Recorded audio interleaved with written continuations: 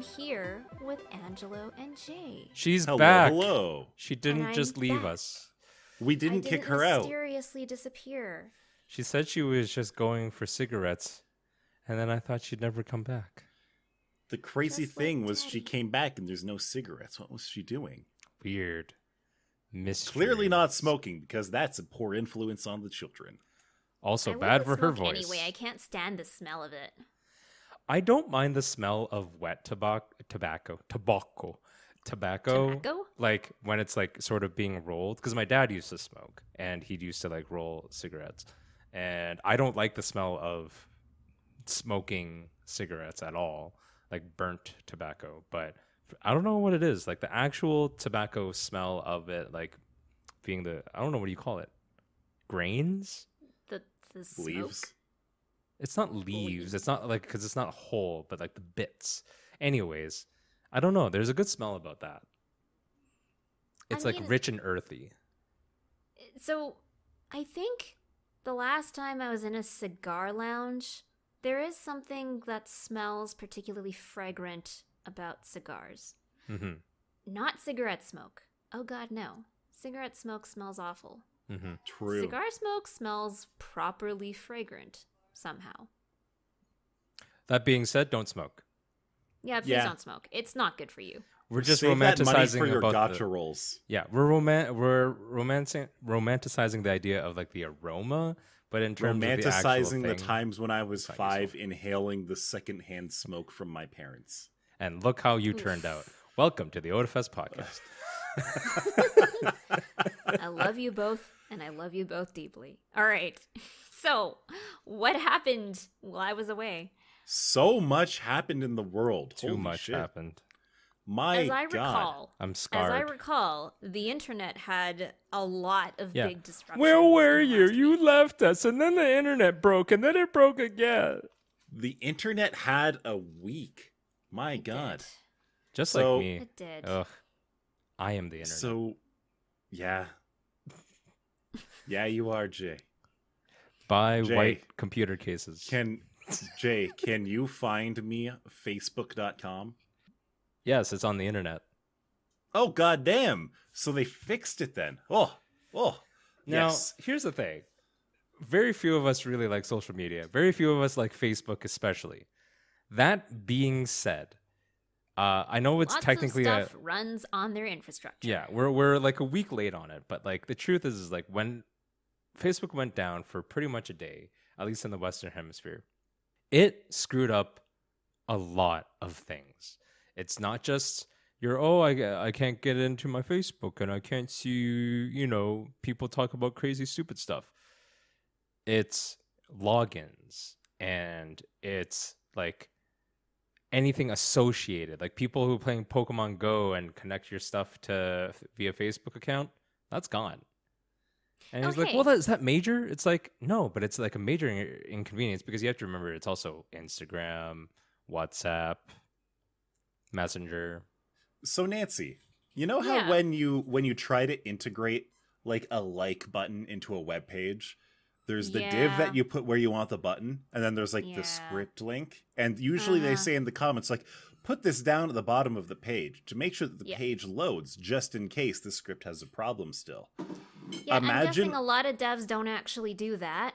Imagine all the people who had a website who suddenly, because the Facebook like button couldn't load, they had no website anymore.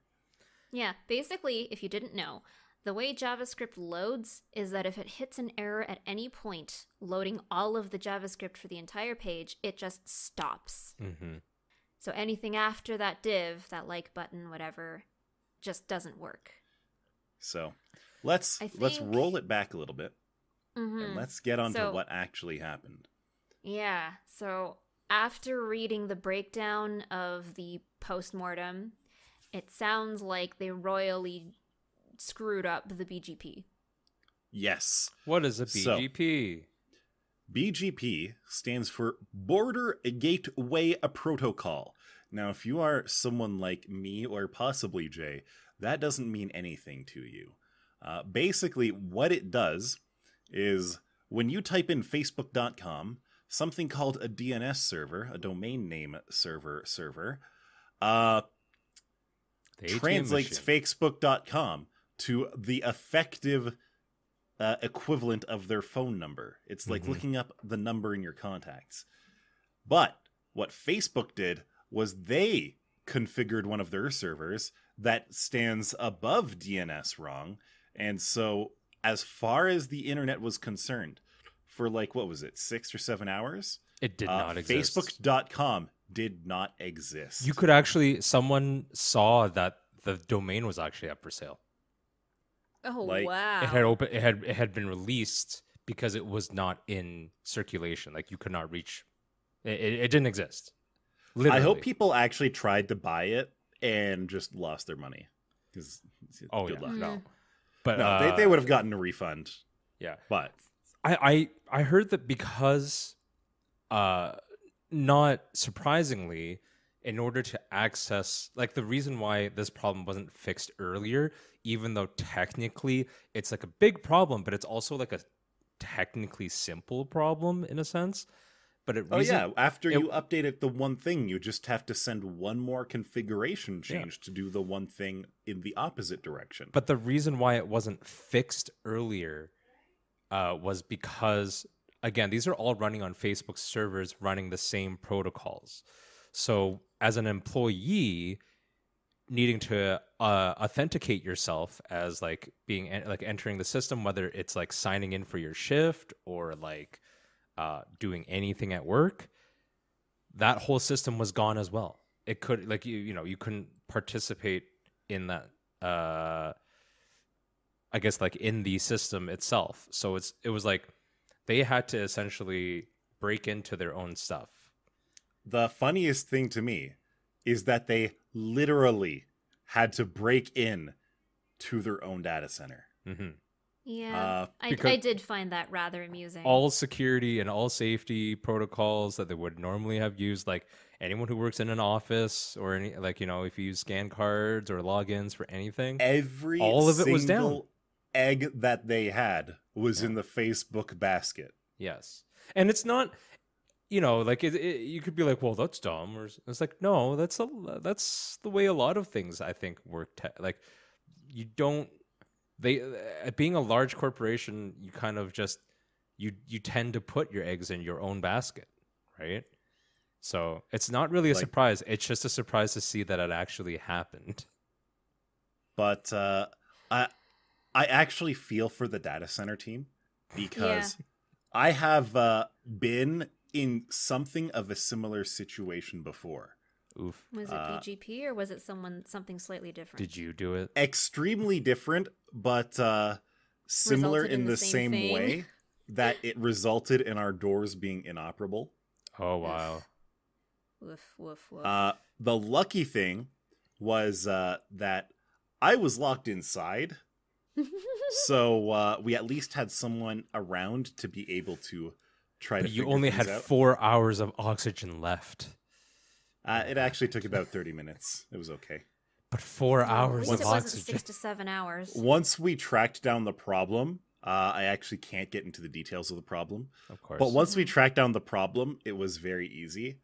But in the meantime, because of the situation, we had customers trying to come in and the front door literally could not be opened. The man traps to get into the data center could not be operated. And that's like the whole time we had our facilities guys on hand. Because of what was going on, we had our whole facilities team on hand. So they were also like trying to work to make it so that customers could get on site. That's just so wild because, like, I say this all the time. We didn't have to break out the angle grinders. I say this all the time, but like, because like something similar happened to me on like in a very small microcosm effect. But like, as much as we all love technology, I really think that analog access to things needs to still be very ubiquitous because we see the effects of things. Like we see the effects of what happens when technology is the primary and like the primary solution, the primary answer to any problem that we have. But when that fails us, whether it's like power outages or some sort of like technical issue, analog is the way to go. Angle grinding's the way to go. Well, It could for be example, easier like, than angle grinding. that's why our fire escapes have to be analog. Yes. Our fire escapes, any time that either the fire alarm trips or the power gets cut, they unlock. They take electricity to be locked. The only situation, the reason we wouldn't be able to use the fire escapes for this sort of situation was because they only work for getting out of the data center, not for getting in. Right. Yeah. And that all makes sense. But again, it's weird sometimes that we are like, oh, technology should like govern everything. It's like, not everything, not always. Exactly. Let's talk about the other bit real quick here about how the internet broke. Now, this is not like for everyone, but it's everyone that I know because everyone I know watches Twitch in some way. Oh, yeah. Or is on Twitch in some way. I learned how rich some of my favorite streamers are. I always assumed like I had a general idea because I like sort of guesstimating maybe someone's worth, even though it has no real value to me. But there was a big leak, as in everything leaked at Twitch. Yes. So Nancy? So has Twitch actually come out and talked about how the leak happened? no, they haven't. No. They Okay, have so here's done my nothing guess. other than acknowledging that the leak happened. Yes. So here's my And guess. that's it. My guess is that either the easiest one is someone internal leaked it, all of it. But what I think it was is that someone had either gotten into one of the code repos, I'm guessing Git, because Git is super, super, super prolific in the coding world. Someone either got credentials to get into Git and look at all the code / download all of the code, and the database access bit to get in there and actually get all that data. I am willing to bet that there were credentials embedded in one of the config files somewhere. Like I'm betting. You're almost definitely right about that. I'm betting credentials were embedded in like a file, like an Ansible file somewhere, or a config file, or something that gave them somewhere to start. And then when they got everything, they just let it rip. Well, like that's the thing. Once you have one way into their network, then you can really start messing around. And that could be as simple as, like, who knows? Maybe an employee went to work, had nothing to do over lunch period, busted out their laptop to watch their favorite streamer on, and their laptop had some kind of bad actor code on it from their activities outside of work. Who knows? I don't Who know knows? if it would be that simple, because what they're saying is that Well, almost personal devices everything should never they be have- able to get on the company network. Right, but almost But you never know. everything that Twitch has been leaked or has been accessed and is now slowly being released. The interesting thing is that the person or group sort of behind it is saying that they're not trying to harm like the streamers, which I can sort of believe, but they're like, we're going after Twitch because Twitch has had all these issues and they haven't been fixing them and they haven't addressed them in a timely manner. Whether it's simple or not, people like the community as a whole has felt like they've been sort of left hanging at times by like Twitch admins and all these sort of people that actually do the work behind the scenes. And as a result, they've leaked everything from like source code. They've leaked financial statements for all the money that Twitch makes, essentially, by the way of showing, like, I think it was like the top like 100 streamers that make like the most money on the platform, which you have to remember, that's only half the money. That's not technically even half the money. That's just half the money of what they have. They don't get.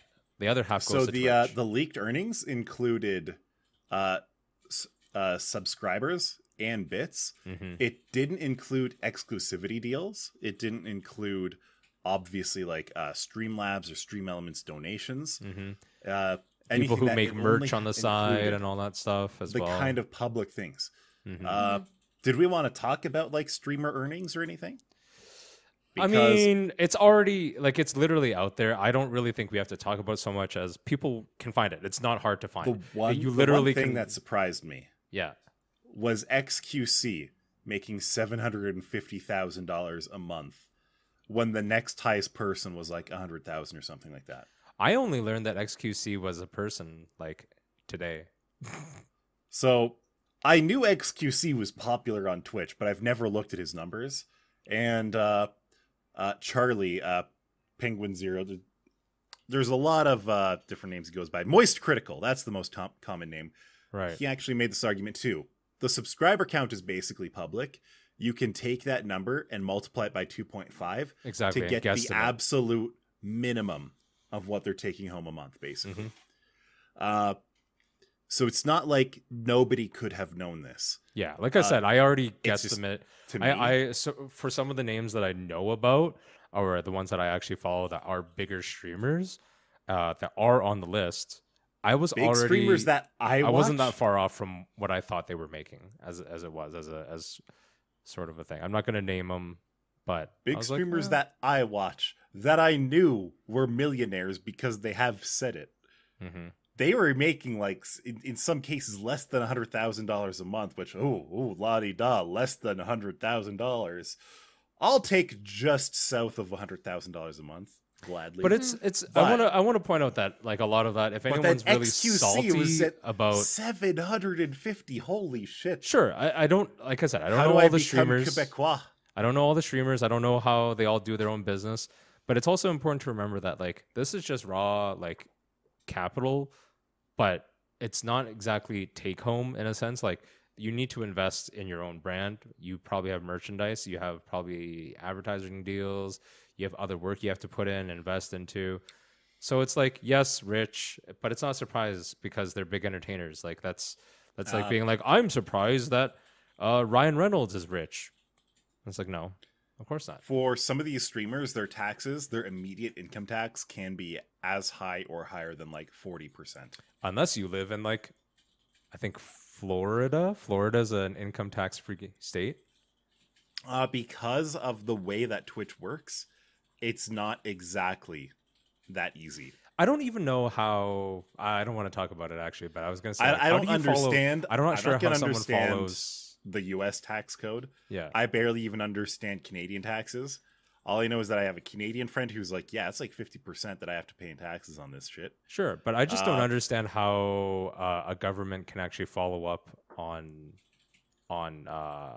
digital statements, I guess. Because it's all in, I wouldn't say exactly a public ledger, but it is in a few hundred different 100 or 1,000 ledgers that are being effectively made clear to the government. Because every company, every legitimate company has to declare their taxes. They have to declare who they paid out their money to so that they're not paying tax on that money, so that the person who they paid out is paying the tax on that money. I guess that's true. And so the government then it can go like, okay, so you made this money, you have to give us the money. Does Twitch send out T4s to us Canadians?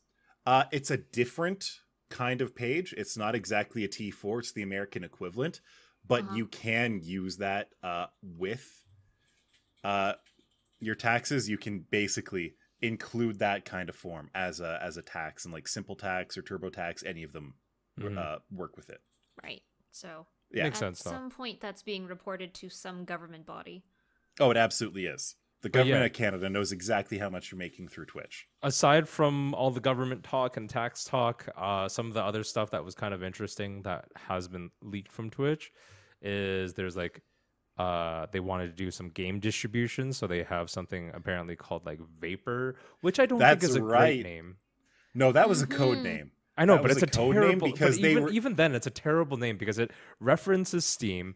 Vaporware's a negative connotation. Exactly, that's the thing. Like, it is their version of Steam, so call it Vapor, or call it Smoke, or something call it Gas. But yeah, that's from that's the Amazon side of things that they want to do. game distribution. There's stuff like, I guess, CurseForge, which is like old now. I don't know anyone who really uses CurseForge. And just what was a whole CurseForge? bunch of CurseForge, as I remember it, was sort of another sort of game assistance tool, not like cheats or anything like that, but it would. Actually, I'm going to look it up. Wait a minute. I used Did it that have for anything a to very do short with time. Did that have anything to do with mods like and stuff. Curse? Because Yeah. Curse was a voice chat similar to Ventrilo. Yes, but it also had like mods and stuff that were. It had like, I want to say almost like a Steam Workshop like, type additions and stuff like that.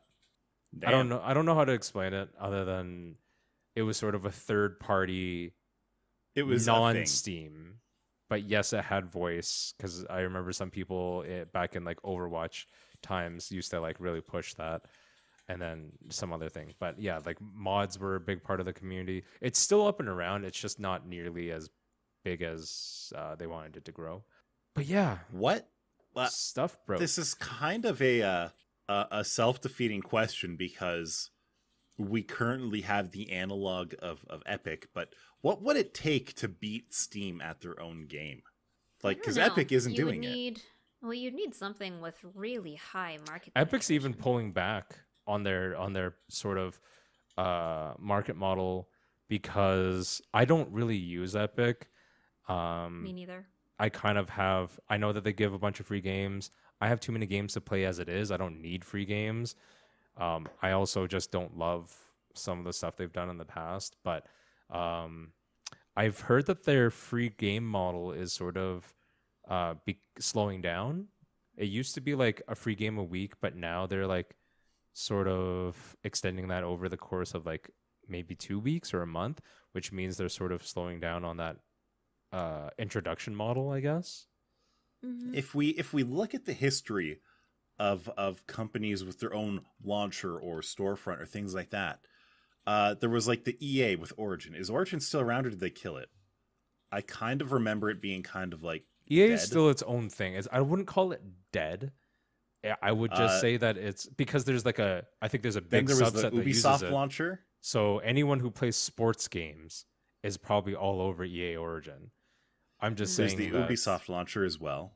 It's in Yeah. a similar situation as Origin. Mm-hmm. I think the biggest and most obvious entry and exit of that market was actually Discord. Remember how Discord had a game store for a while? No, Really? I actually Yes. don't. No. Oh wow. Okay. What? So That doesn't I sound wanna familiar. say Like, this- are you surprised, Nancy? Because I actually don't know about this. this I- happened, I want to say 2 or 3 years ago. I might be wrong on the Really? time scale. But it was kind of a big deal. Discord came out with a game store. It's like, oh my god, Discord blew up, and it became the biggest private server kind of like chat messaging and voice chat service, and now suddenly it has a game store built in. Discord is trying to be Steam. And it wasn't awful. I never actually bought anything from it. Like, I was just like, okay, it's there. It's showing me things. Whatever. And then I want to say 6 months to a year after they introduced it, they got rid of it. They got rid Like- of it in October 2019. Yes. Interesting. Exactly sounds about right. 2 years ago. I feel like because And, I feel like I've used Discord for a while. I just don't remember them having any sort of distribution. But whatever. Yo, I still see on Discord's website you can sell things on your server. Huh. Is this right? If you There might have be. a Discord server, you can sell things on that server Where? directly to fans. Maybe you need to be like a partnered server. I couldn't say for certain. But yeah, Create like your that own was a thing. storefront. What? And so- I didn't know about Where is this. this? Well, I don't see this. It's I'm on their uh, website, I think. I think this just kind of proves how much you can't compete directly against on. Steam. Angelos. Hold on. I want to I'm check gonna this out. send you a link. 1 second. I'm gonna send you a link. Yeah, because I want to know. I don't know why this is like intriguing to me, because I have pretty much no. Sell Holy your cow. game. That is so neat. Why isn't this Set up being shop used in your more? servers, find your fans, because it didn't need to exist. Like, the reality is, you're going to be on Steam anyway. Because if you're not on Steam, you're not selling your game to as many people as you could sell to. But what about the Apple Arcade? No. I'm good. Just no. And so, like, it was superfluous. It probably cost them more to maintain than they were making through profits. Mm-hmm. And the reality was that they would have had to sink so much time, effort, and money just to match Steam's feature set that the reality was they would only, at best, be as good as Steam. Mm-hmm. They wouldn't get better than Steam, and they wouldn't get that kind of market share that Steam has. I don't know if Epic is getting into that position where they're starting to see their market share pay off, or if they're even like a blip right now. But for the most part, everyone that I know who ever used Epic for anything was like, yeah, I use it for Fortnite and free games. I'm not buying other games through it. Also true. I don't know how many people really exclusively push I do not through know Epic. a single person who has bought something on Epic. I'm sure I know people who have bought games on Epic, but I want to point out that this is so one is true and the flip is not. I know people, one of them being me and probably you two, where you have Epic and you might want to take the free games, but you don't buy on Epic. But you do have Steam. I legitimately don't have an Epic account. Okay, so none of us do it. So I have Steam and I buy games through Steam. I don't have Epic because I just don't care about free games.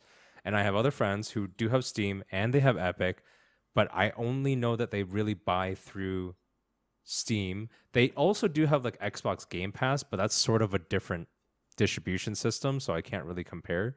But the Epic stuff, they just take the free game and leave. Like, I don't know. You're right.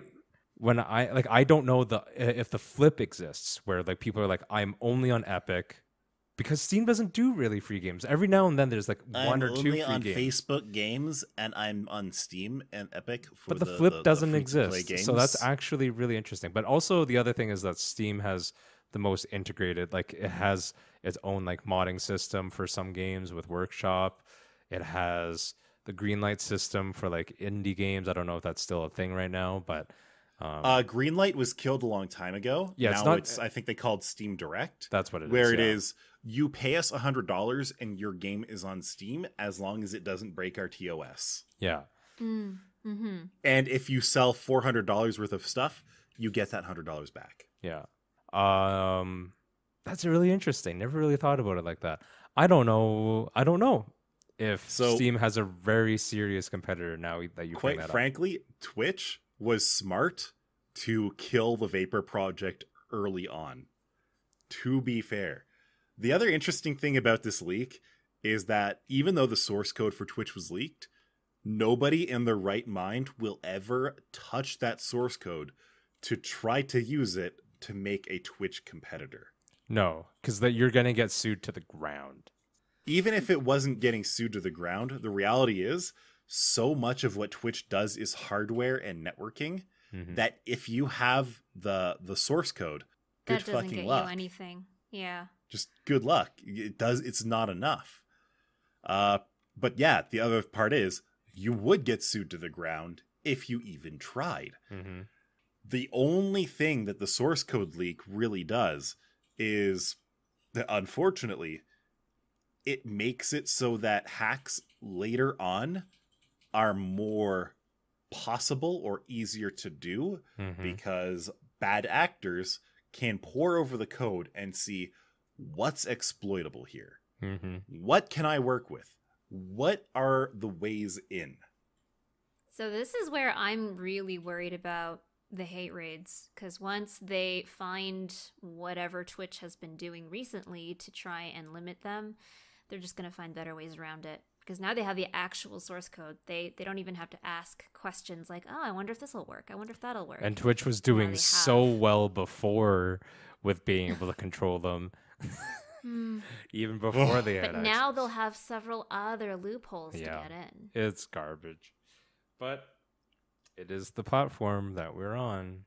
It's what we got. I don't know anyone moving over to Facebook Live or YouTube. Hey, do any of us know like a solid, legitimate reason why Twitch came out as such a heavy-hitting contender in that space? Because I know the history of it. In game streaming specifically, or yeah, game streaming. They started off not just like any so live streaming. one of the reasons is because they actually had an existing user base.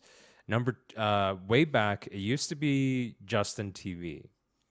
And Justin TV was still sort of niche back then, but it was like sort of like, I don't know, it wasn't exactly it didn't of Justin TV back then was actually more similar to Twitch today. Yes. And then eventually the gaming side of Justin TV got so Picked up. big that they were like, okay, well, we're going to make twitch.com specifically, or twitch.tv specifically for the gaming half of things. Justin TV is still going to exist for a while. That's fine. But both are going to exist. And then Twitch just blew the fuck up. It got huge to the point where eventually they're like, well, Justin TV is kind of like a cancerous tumor on the side of Twitch. Let's cut it out, get rid of it. We don't care anymore. And then Twitch for like 5 or 6 more years just kept doing its thing. And then people started streaming non-video game things on Twitch. It wasn't even that. Like, market. I think you got ahead of yourself though, because one of the big things was that larger names found their way to Justin earlier on than you would think. Not some of them aren't really around anymore, but to be fair, I don't know. I was not around for the Justin TV days. Right. So me neither. That's why I'm trying to say, like, the reason why Justin TV and becoming Twitch TV became so big was because at that time, it was really still just about video hosting and not streaming. Justin was probably one of the few, like, it's focused on streaming, and it still is. VODs and stuff are like not its primary source of revenue. Twitch does not care if you watch VODs. Yeah, that's why they only have temporary VODs for the most part for most users. And then the fact that you can sort of transport that over to YouTube, they don't really care about that either. They're just like, here, take the content, you host it, because we don't want it. And YouTube still mostly remains as a video hosting service, not a streaming service, even though you can. I don't know anyone who really loves the YouTube streaming experience. I don't like the YouTube community either. So God, when it comes to the YouTube streaming, like I'm absolutely biased. I'm for Twitch viewing, I'm totally into it. For stream viewing, I'm totally into it for Twitch. For YouTube, it just feels bad. It's not a good experience. Really? Oof. Like, so let's keep rolling it back a little bit. And so Twitch, it feels good to watch things on. That's been the case for quite a while. Their networking, their streaming and everything, the chat has been there since the beginning, effectively.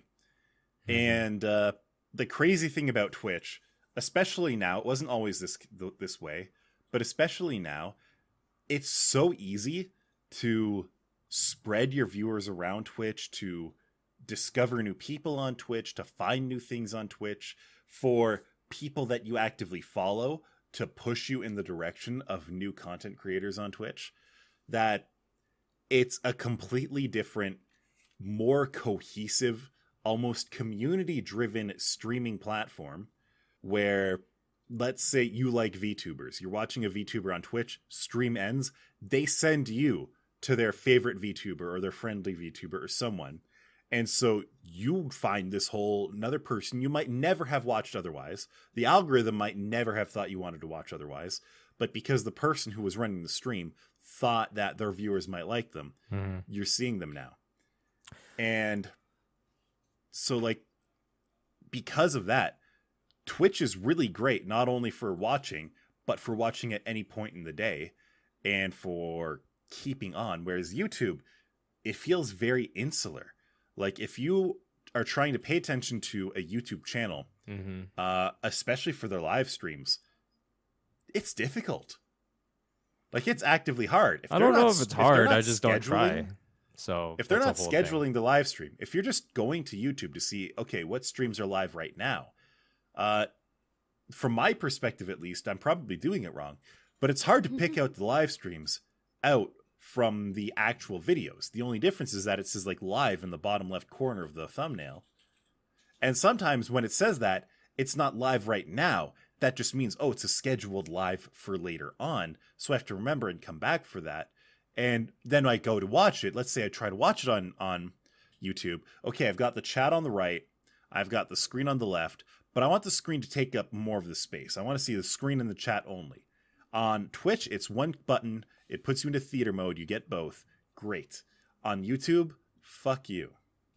All right, that's fair. On YouTube, you want the stream bigger? Okay, but you don't want to go full screen? Okay, we got you.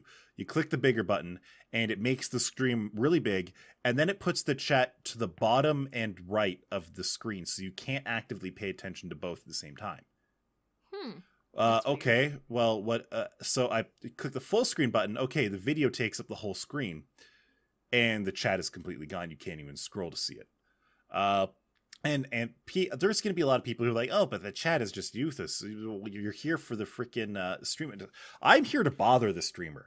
I want to get in their chat, and I want to like talk about armpits or something. I'm here to cause. I am an agent of chaos. I am here to spam the lol emote, I guess. and for YouTube streams, it's very much a shut up and watch experience.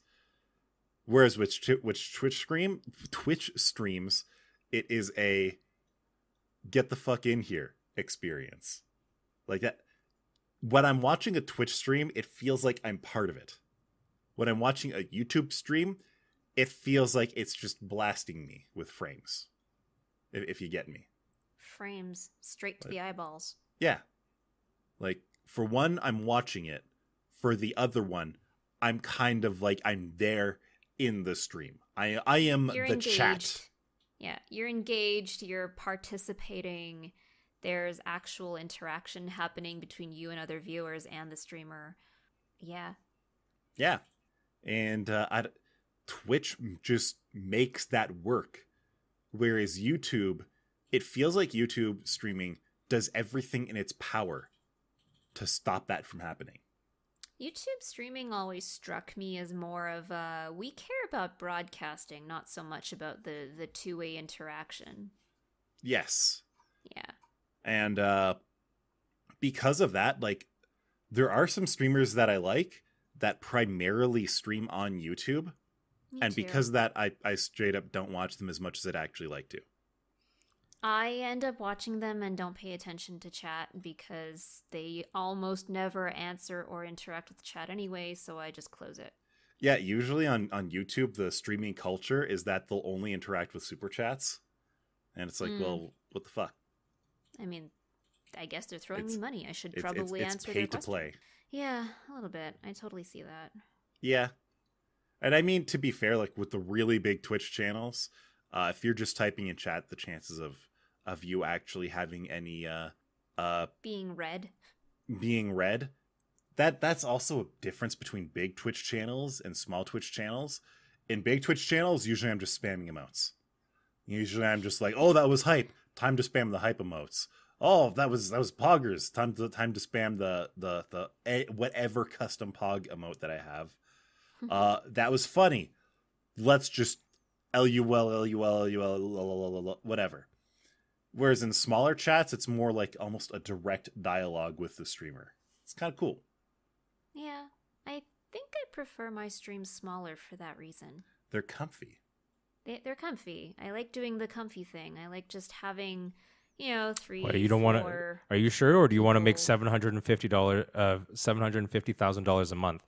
I mean, dude, I don't think I even know what I would do with all those tax dollars. Man, imagine if your problem was $50,000 a month. Yeah, imagine if your problem was I Quebecois. didn't know what to do with $375,000 a month after taxes. I would love to have that problem. Give me that problem. Yes, please. Probably give a lot of that to charity. I'm not kidding. I think I would actually just choose a different charity to give that to every year. I'm a charity. Give it to me. I'm a charity. Support me. I'll go to the government. I'll rename myself to charity. Seriously, though, there are a lot of very worthy charities around. No, absolutely. Wow. So backtracking a little bit, I guess. Speaking of Steam, That's a Steam big Deck teardown backtrack, but it video. is. Yes, It it is a is big relevant. backtrack. But they did release a video last week where they tore down the Steam Deck. So I watched this video, and I was really there for it. I was like, okay, I intend to buy a Steam Deck. I'll watch this. And so it's a teardown video where it's not a full teardown, but they're like, this is how you replace the SSD.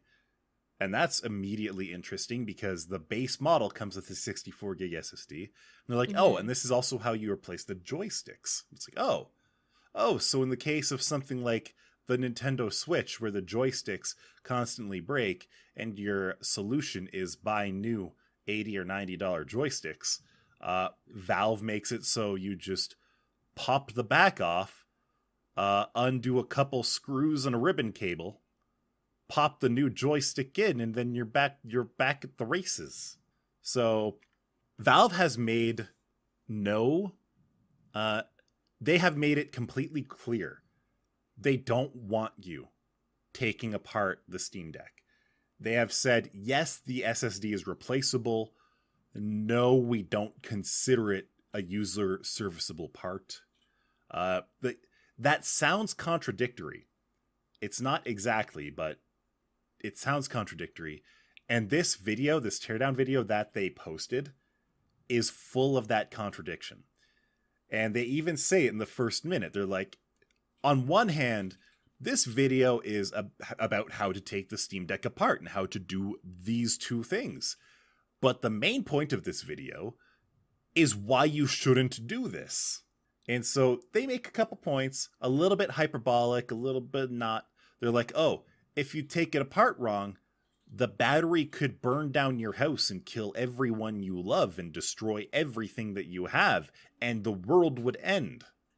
Do they say it like that, though? They say that if you damage the battery, you could literally die. Ooh, yeah, that would do it. I mean, they're not wrong. They're not. It could. The battery could. I once burst into tried to flames. fix my Steam Deck and then I died in a car crash. It can happen to you. I think the biggest thing they said, and they really stressed it, was that just the fact that once you've opened up the Steam Deck, it's 8 screws. And once you've opened it up, the structural integrity of the Steam Deck will be compromised. It won't be as drop resistant as it otherwise would be. I don't know exactly why that's the case. They didn't explain why that was the case, but whatever, that's fair. And after that, they were like, yeah, this is how you do the things. The SSD is replaceable, but it's so close to the Wi-Fi module that other SSDs might interact with your Wi-Fi. They might interfere with your Wi-Fi. Yes. My laptop so has that problem. The SSD that was in it actually has shielding on both sides, if you look closely. They mentioned how, okay, they've got replaceable joysticks. They're on their own little daughter board in the unit. The whole unit is filled with freaking daughter boards. Holy shit. It's how you properly delegate processing power. So, quite frankly, looking at the Steam Deck, it's like, sure, they don't want you to replace it. At the same time, they never said opening it voids the warranty. In fact, they went as far as to... they didn't say this. I felt that it was implied that even if you opened it up, even if you replaced the SSD, they wouldn't warranty the new SSD, but the device would not have its warranty voided by doing that. It was actually pretty interesting. It was a very pro right to repair video, even if the whole point of the video was to discourage you from repairing it. I mean, I liked it. I like the tone they take, given what you've said, because I've seen how some friends take care of their devices. I wouldn't trust them to take that apart. Most people come to me because they know that I'll take something apart and I'll be super freaking careful when I do it. That's probably the right audience for, like, the instructional bits. But for the most part, I don't think most people that I know should be taking things apart. Oh, absolutely not. I even recognize that more often than not, I shouldn't be taking apart the things that I do take apart. It's just that, try and stop me. Internal stress suddenly escalates. I do really appreciate it because it comes right on the tails of that highly repairable laptop that we talked about a few episodes ago. Yeah, the framework laptop. The framework laptop. I still Thank want you. one. I forgot the name.